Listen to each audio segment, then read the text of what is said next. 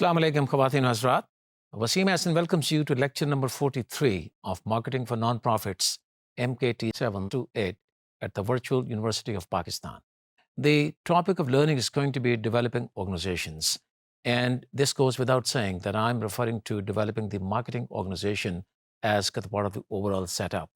We have so many different departments, and the question is whether or not we need a marketing department. Well, if you go by the teachings and learnings of the course, I think it goes without saying once again that the existence of a marketing department is a must. Without the requisite marketing department, there's no way that we can have a customer-focused approach and they can go ahead with the kind of programs that we have been talking about or learning about in terms of their execution, meaning effective execution. So in other words, we need to develop not just an organization, we need to have in place an effective marketing organization. And before we understand as to what really are the variables and factors that we need to take into consideration for having an effective marketing department or organization, we need to take a look at the different kinds of structures of nonprofit organizations all over the world. And from that standpoint, in our society as well.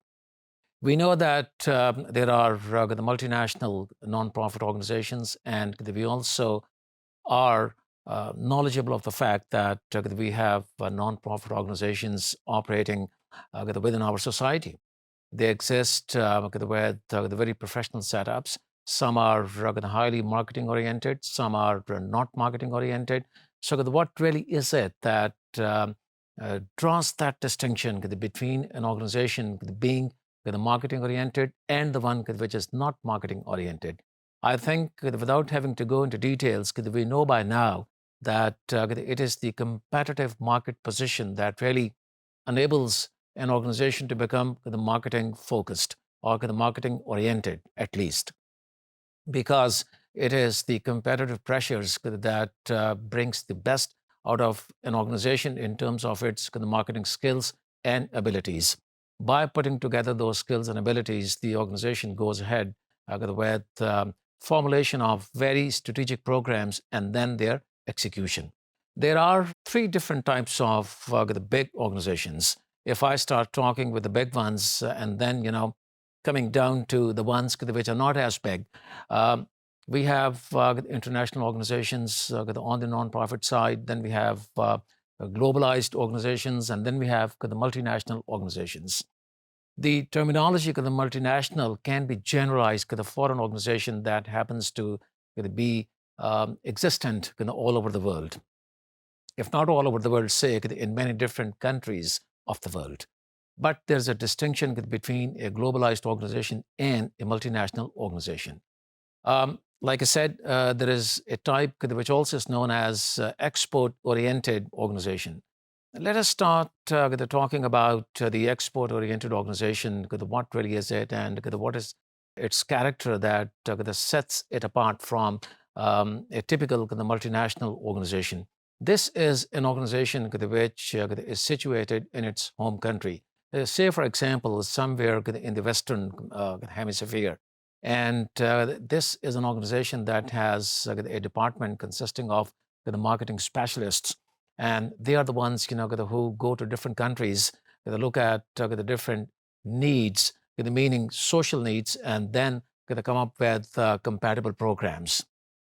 And because of the fact that they operate all over the world and they keep traveling to so many different countries, They look at the commonalities of different social issues before they can come up with the requisite compatible programs.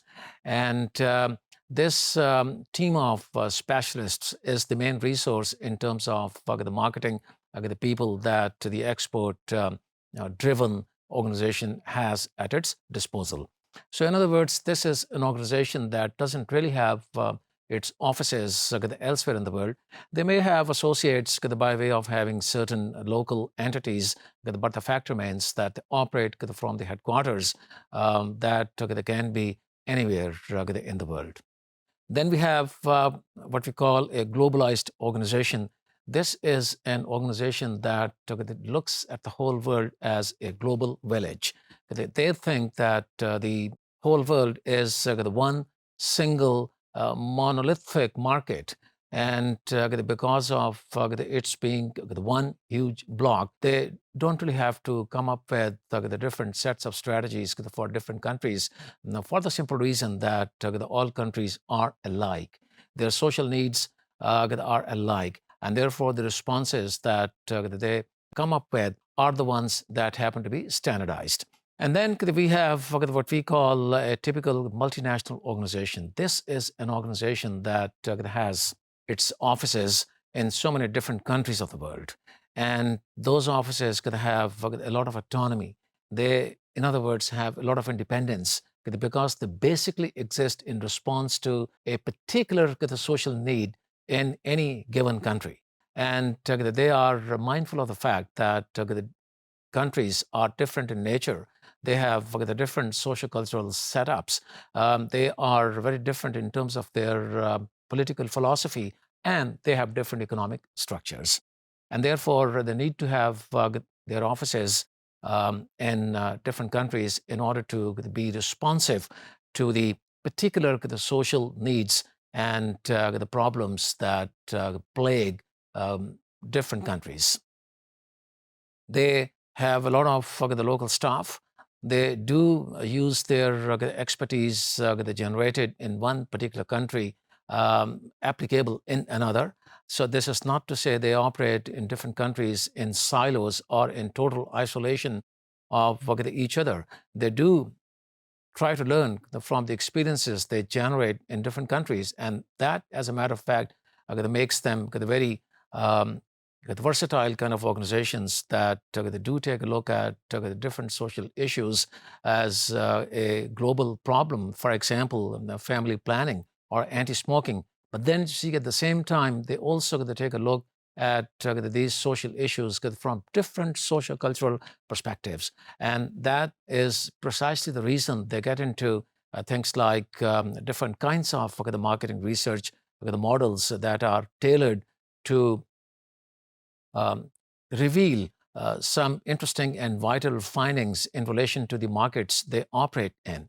Conversely, when we talk about a globalized organization, it has its office mainly in the one country, and the offices that it may have in other countries are the ones that are supposed to follow the same strategy that has been carved out in the headquarters. And they may go for the certain slight kind of variations or adaptations when it comes to the application of those strategies, but core strategy remains the same. There's a reason for that. This the kind of a setup seems to think that the world has no barriers. And because of the fact there are no barriers, they need to have the one uniform strategy. And once they have the one core strategy, they cut their costs because they improve their basic the skill sets, which are just about the same for application into any setup. And they cut costs thereby, and they standardize their procedures, which means they don't really have to get into operational complexities and complications while they operate in so many different countries, not realizing that different countries could have different setups, and the application across the board cannot be uniform. And if it is, then you see it may not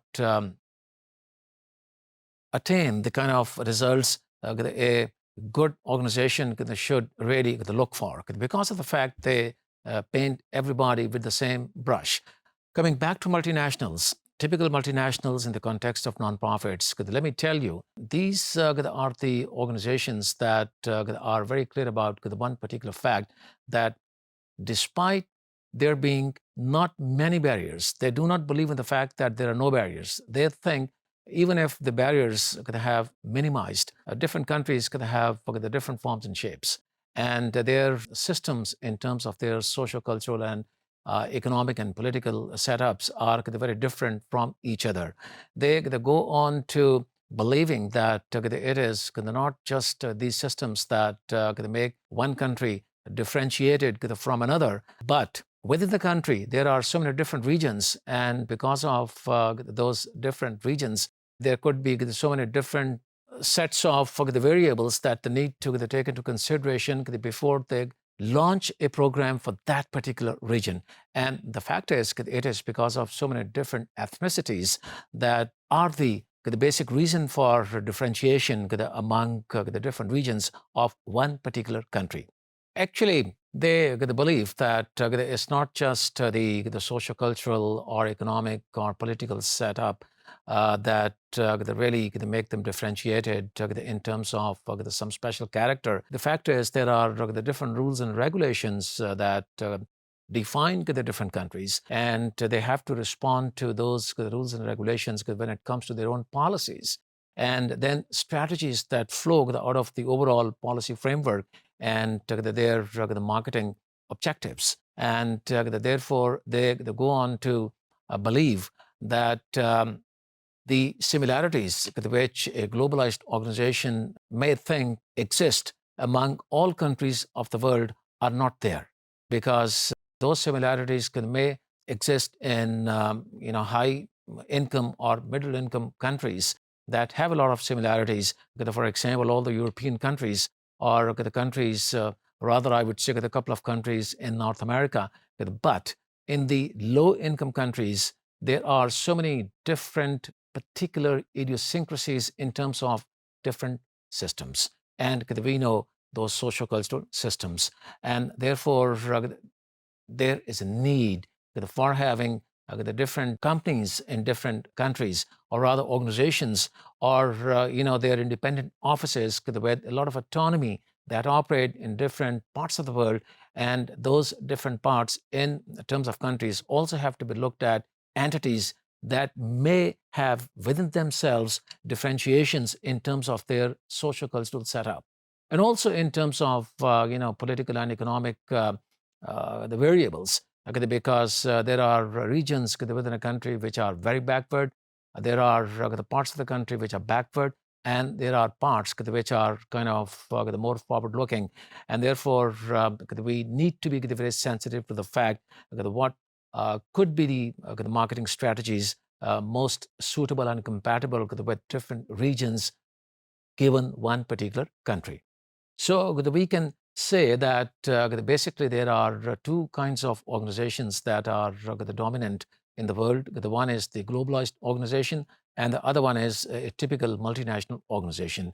If we take a look at these two very minutely, I think we can draw the conclusion very confidently that basically it is the multinational corporation, the way I have expressed myself, is the one that really dominates the world scene in terms of the nonprofit the setups. But then we also have the local organizations, and in our own the country, we have so many different NPOs that are very large and that are to be reckoned with in terms of their resources, their the marketing expertise, and needless to say, their the operational capabilities. And the question here is what is the kind of setup or what is the structure these organizations have or should have? I already have explained international organizations in terms of their the structure. And the basic thing that we have to keep in mind is the structure has got to be such that it is in a position to come up with a formulation of strategies or a set of strategies that are compatible with the local setup, where the program has to be formulated and then executed. The strategic philosophy must not be at odd with the socio-cultural setup. And having said that, let us now talk about these local organizations. Well, the basic question I would say again that we have to answer is what is it that we're looking for? Um, Needless to say that we really are looking for fulfilling our marketing objectives and fulfillment of those objectives in a way that they really contribute toward the achievement of the mission of the organization. This is a given. And any organization that is the market or marketing oriented that has to look for this fulfillment. Without this, the organization or the marketing department is not really worth its salt. I can say that with confidence.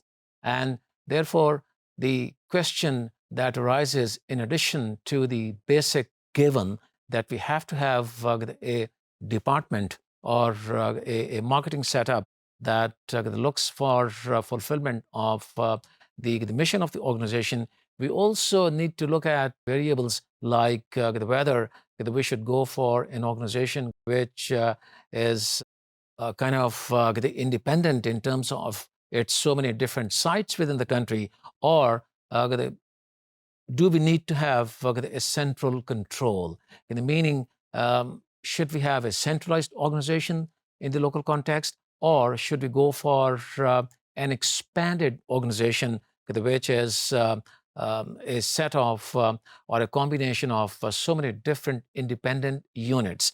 For example, Shaukat Khanum Hospital is the one particular example of the independent setups. Although we have just one in the country so far, we're going to have another one in Peshawar and then the third one in Karachi. So once we have these hospitals, we understand from the management philosophy of the organization that these hospitals are going to be independent from each other. So this is an example of an organization which is independent in terms of its different sites, and it is characterized by a lot of autonomy, independence to the managers, to marketing department as well. But I'm going to talk about in a short while how marketing department can be defined in terms of this kind of autonomy.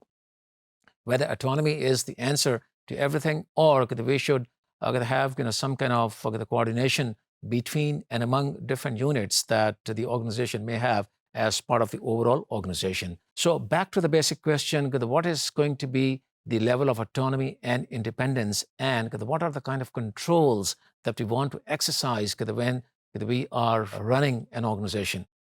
If the organization happens to be a single site organization, then of course we have to have centralized control. I mean, that is something inherent as as a given.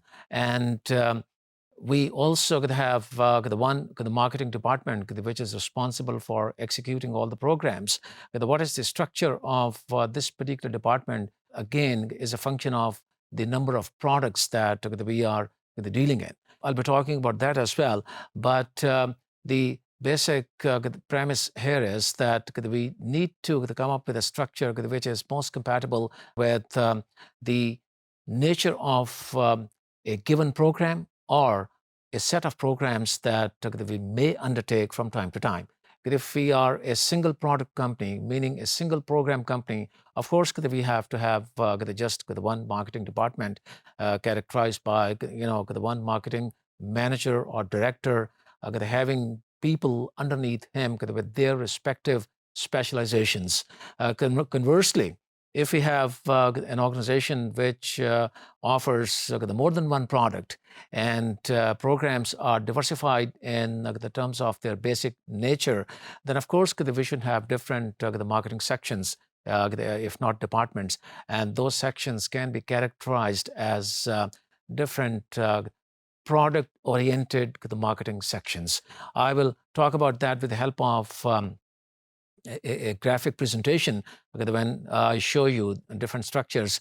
But the question is, what should be the structure of the marketing organization or marketing department within the overall organization? And I think that my explanation of product orientation in terms of whether it is a single product or a single program organization, or it happens to be a multiple product or multiple program company, or organization is something which lays the ground for the shape and the structure of the marketing department or marketing organization. And again, I would say that the basic objective is to go for fulfillment of the marketing objectives.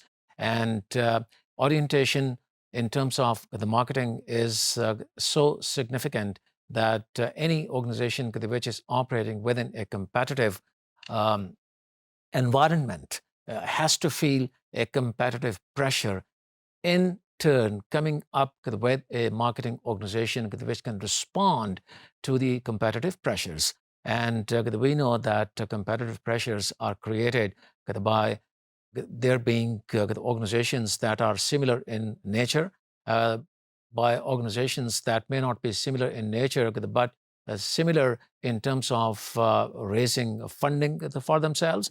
And therefore, you see there is the competitive orientation toward that particular dimension, and so on and so forth.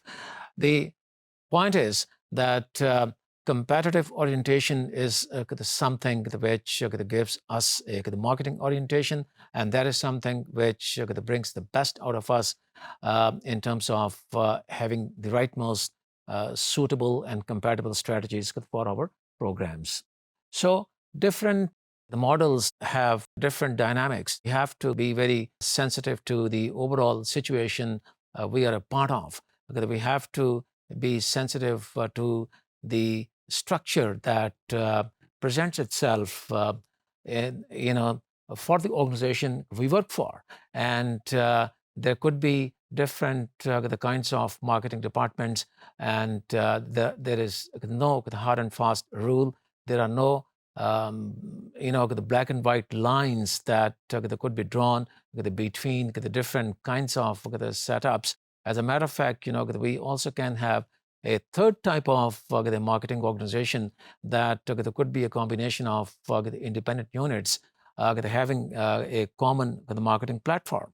Think of a hospital which is independent in terms of its operational structure in different parts of the country, but when it comes to the marketing, it has one centralized marketing department or marketing organization, because of the given fact that the organization wants to be very, very customer focused, and they want to enrich themselves from the marketing dynamics of the different regions of the country. And they think by having kind of a centralized pool of the marketing people, they can be in a better position to come up with the marketing strategies for the different units that may look independent and are independent operationally, but when it comes to the marketing dispensation, they have to have the different, a central pool of the marketing expertise.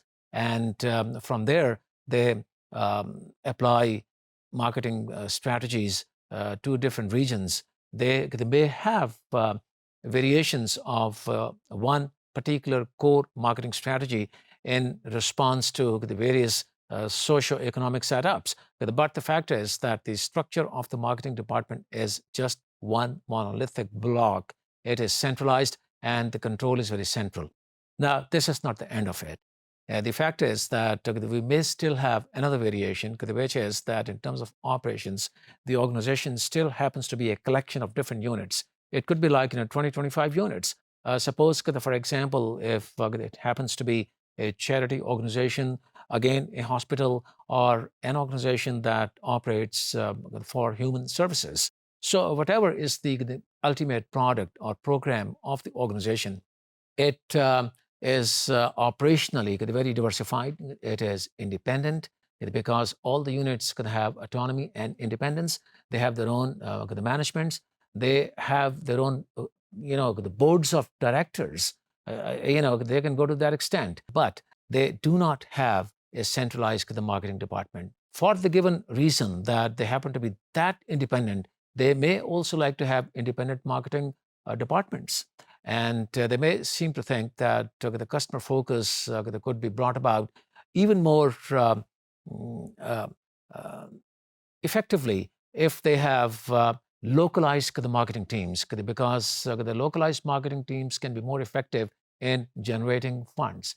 They have the better access to individual or corporate or community donors, and they can be in a better position to connect with those people and create a higher level of value. So here you see the thinking is that a diversified organization, not only in terms of operations, but also in terms of the marketing, the setups can be more effective because they can bring about a higher level of very minute kind of a customer focus. And they are customer focused, and yet at the same time, they are fragmented as the part of an overall centralized organization, which is a controlling organization, having a collection of independent units in all respects. So the bottom line is there are no hard and fast rules. The most important thing is that we have to be very careful about the marketing objectives of the organization, and then about the fact to what extent the marketing objectives contribute toward achievement of the mission, and to what extent the people really are supportive of the marketing initiative, and what stage of marketing orientation the organization finds itself.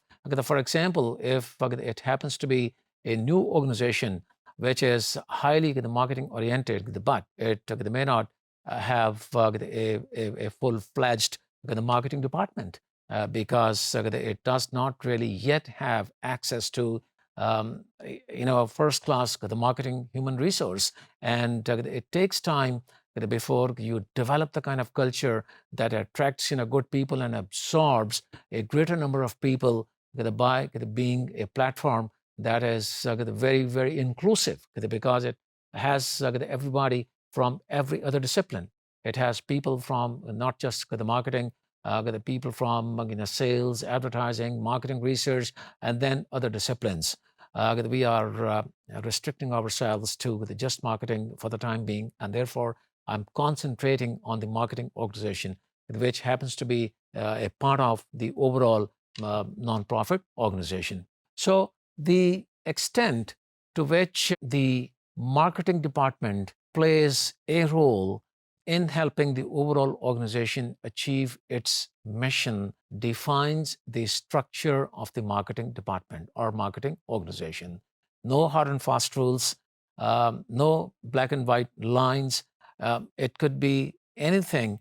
And when I say anything, it could be differentiated into three different kinds of the marketing departments or organizations. The one is that we call functional department or functional organization. This is something that we already have learned from the basic course on management.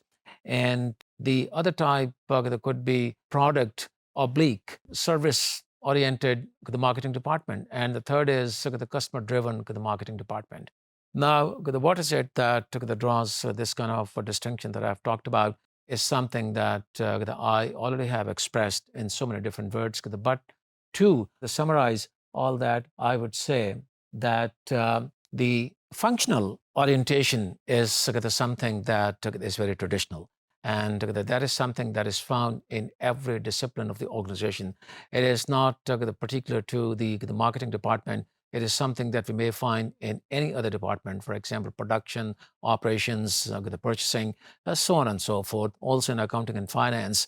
The fact here is that a functional orientation is the one that characterizes the department by having one specialist head. And in our case, it is going to be a marketing manager or the marketing director.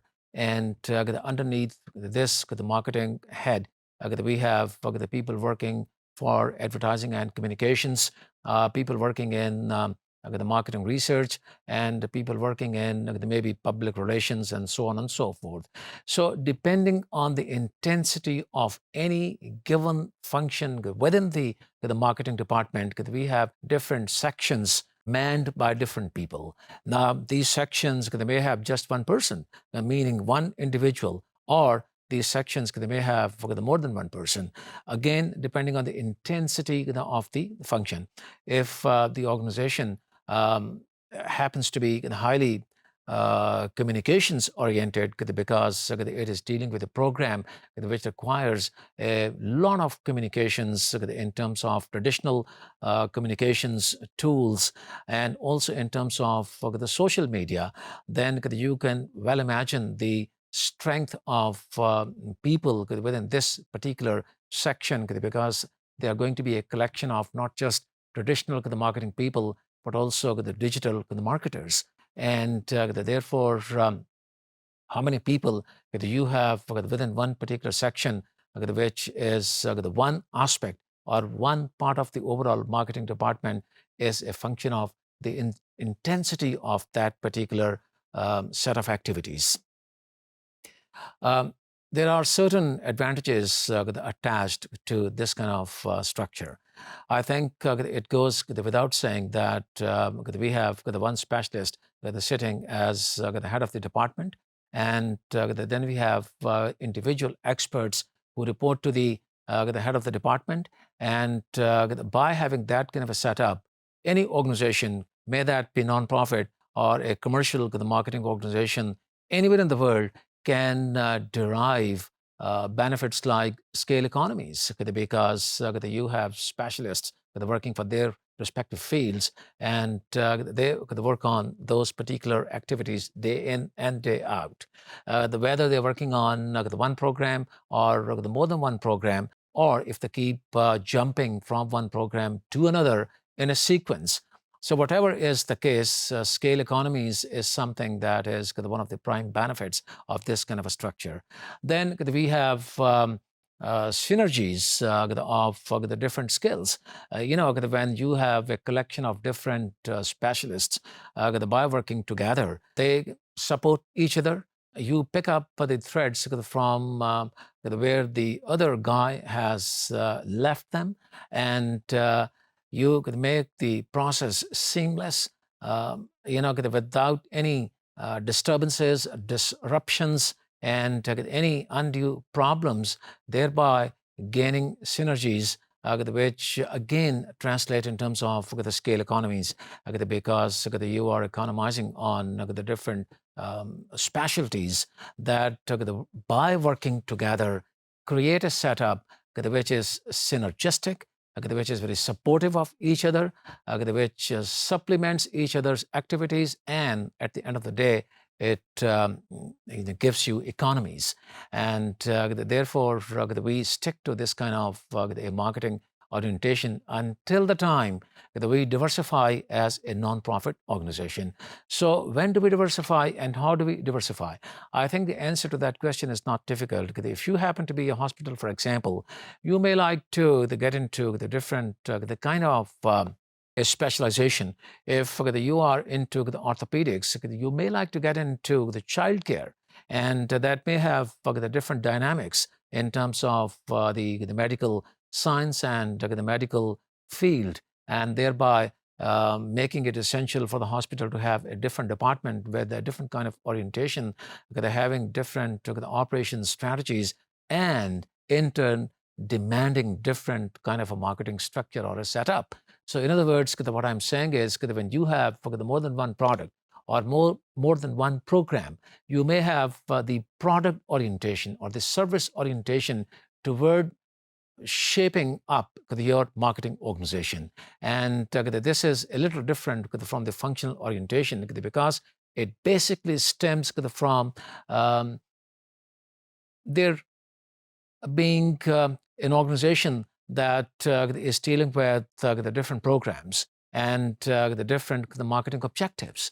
Of course, both the programs are contributing toward the overall the mission of the organization. But the fact is, at a micro level, they are very different programs. They require different sets of specialists, meaning different sets of people who may specialize in the very similar areas or in exactly identical areas, but they have different activities to perform and different objectives to pursue. And in order to be responsive to that, they need to have the two different sections. And this is where that orientation comes in. So in other words, what I'm saying is that a functional marketing department should give way to a product oblique service orientation only if the organization diversifies itself and gets into the more programs than one. There you have the one marketing director, or again the marketing manager, because the head of the department stays one in most of the cases. And then underneath you have two different product areas, the product A and product B. For example, in case of hospital, operations of the core hospital, and the B product could be the chain of laboratories. And those laboratories, they have their own setups, their own mechanics, their own variables, their own dimensions, and therefore their own marketing objectives, and therefore different marketing people. But again, you see, if you go to the root of all this, functionality is at the root of it, because the product oblique service orientation or marketing department could also, at the end of the day, is kind of a functional setup. Why? Because I'm going to show you that with the help of this graphical presentation. You can see at the top of the slide, we have that typical product, functional orientation. The department is headed by the marketing manager, and underneath we have three functions: advertising, public relations, and marketing research. What you see in green is a functional setup. When you take a look underneath, this is a product orientation.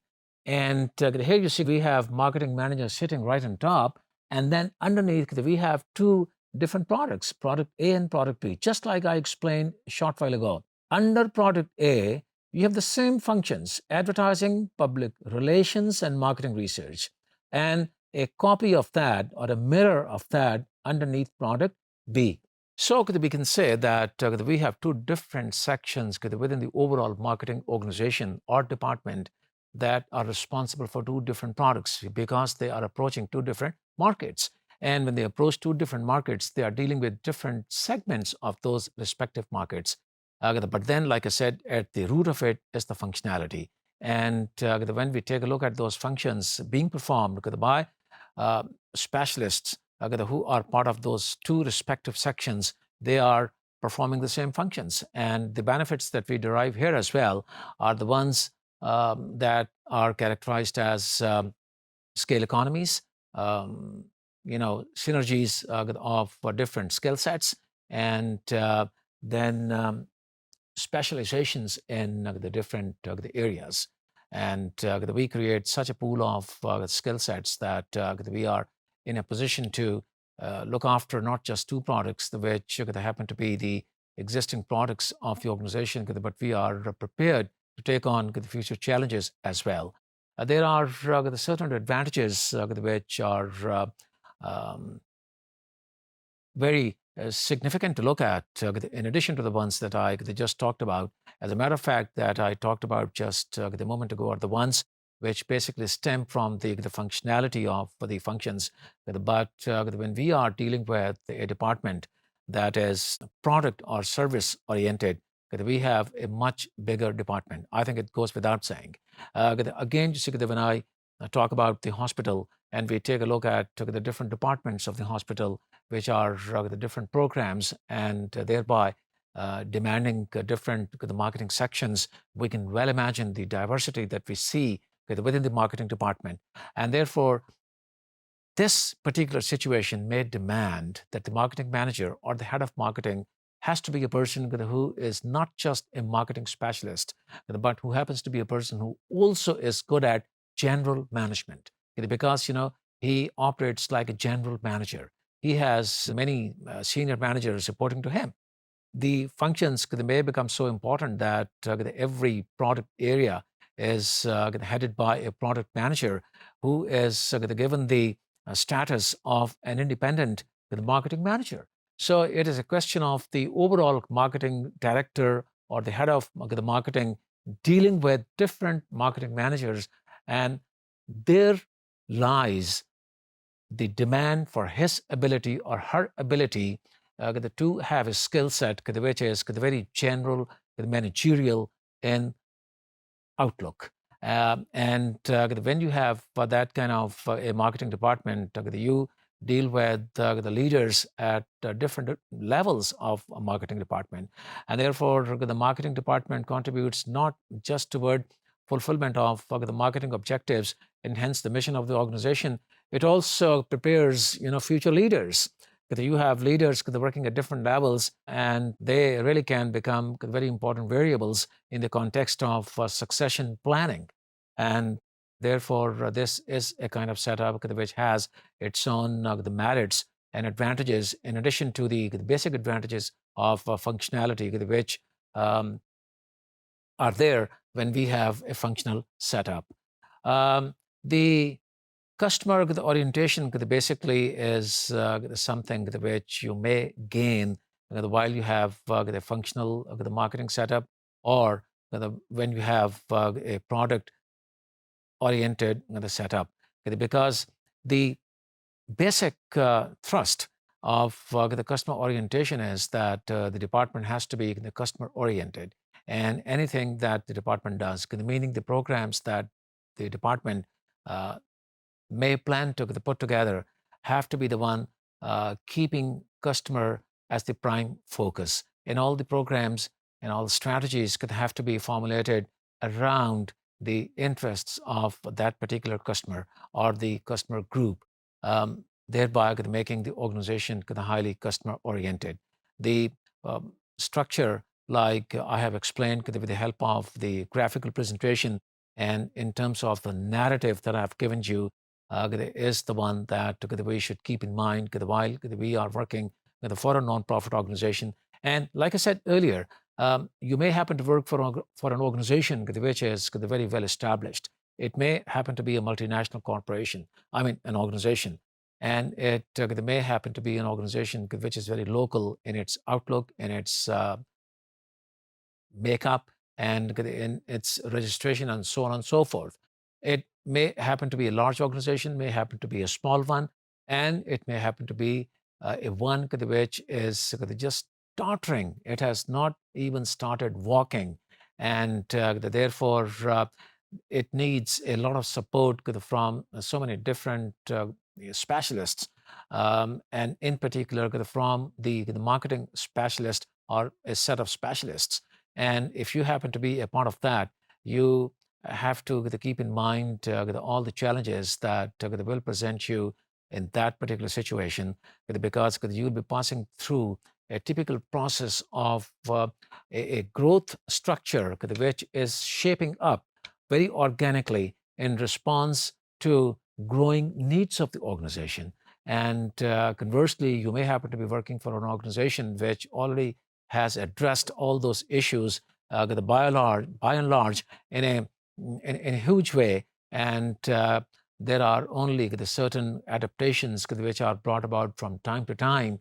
And you find yourself as part of a very bureaucratic setup, having very distinctly worked out systems and procedures and a set of policies, which you have to follow at all times and for all times to come. So, whatever is the structure, whatever is the situation you may find yourself a part of, the fact remains you have to keep in mind the marketing objective, or rather the set of objectives you're working for, because you're working toward accomplishment of the overall mission of the organization. And as a marketing person, you have to answer one question: what is the best possible contribution that you can make toward fulfillment of the marketing objectives? And what could be the possible suggestions and ideas that you might come up with in terms of expanding the department, or even if you haven't done that, how best you really can fit yourself into a growing structure, into a growing setup, which is growing in response to changing needs. And if you are a person who is good at coordinating activities with your colleagues, and you are good at creating synergies, you certainly are adding value to the organization. And that is what really is to be understood as part of what really makes the organizations marketing oriented, and what really lays the ground for marketing structures and so on and so forth. The impact of the marketing strategies on the human resource strategies is obvious, and it goes without saying that the organization has to take care of the human resource the strategies in terms of attracting good marketing resource which they can do all that I have just talked about. So in order to have an effective marketing organization, we can conclude there are certain fundamentals that we have to keep in consideration while we make sure that we are a part of an effective marketing organization or are a part of an organization which is in the process of becoming more effective. Whatever the case is, there are certain fundamentals. And the first one is that we have to have effective organization design. Now, this is not something which is the responsibility of the people like you who are just entering the practical field. You are just through the gate into the practical world, but this is something that there has to be the commitment of the top management. As a matter of fact, like they say, it has to be the responsibility of the chief executive of the organization who should look upon himself or herself as the chief the marketing officer. And it has to be the one who subscribes to the significance of the function of marketing. And the more so if the organization is surrounded by a competitive environment. So once the top man has that kind of orientation, it really flows down, and it makes the orientation of everybody working for the organization in favor of marketing. The second important point is that the top management has to subscribe to the effectiveness and the efficacy, I would say, of the marketing organization. And this becomes automatic if the chief executive officer of the organization subscribes to that particular view. And when chief executives subscribe to that view, they always are in a position to convince the top management who are part of their immediate team about the effectiveness of the marketing goals of the organization, and for the organization to have a marketing setup. And the basic responsibility of the chief executive in this particular scenario is to convince everybody that they have to support marketing. And they must not look upon marketing as something which is superfluous. No, they have to look upon marketing as a setup that is the supportive of other functions, of other departments, and other departments, while they support marketing, marketing really contributes toward fulfillment of the mission, because this is the department that makes the organization visible. This is the department that connects the organization with all the stakeholders. And this is the department that has a strategic mindset and philosophy, applying which it comes up with the strategies that are the lifeline of for the organization. And then you see, we need to keep in very sharp focus the one fact that the people within the organizations have got to be trained from time to time. As a matter of fact, there is a very strong school of thought among the nonprofit experts that this training must start from the top. So like I said, that the top manager is going to have to buy into the concept of marketing. Those people have to be trained in a very structured manner. It is not just that the chief executive officer convinces those people of the efficacy of the marketing function. It is that they need to be trained in a very structured way. So in other words, there have to be training sessions starting from the top management. And this kind of a session may take place in the headquarters of the organization. And the thrust of the training has to be toward the marketing, the things like, the positioning concept, the concept of differentiation and segmentation, the selling concept, how we go for different pricing structures, and what should be the pricing objectives, and what should be different the models of overall the marketing mix. And needless to say, that we have to have an orientation of communications, and that is something that which has to be imparted in terms of a structured training to the top managers in the first place. And then, this training exercise should kind of cascade all along the line, right down to the lowest level of the organization, and whereby the people become really aware of the marketing objectives of the organization. Now, this training is required not just in terms of the marketing.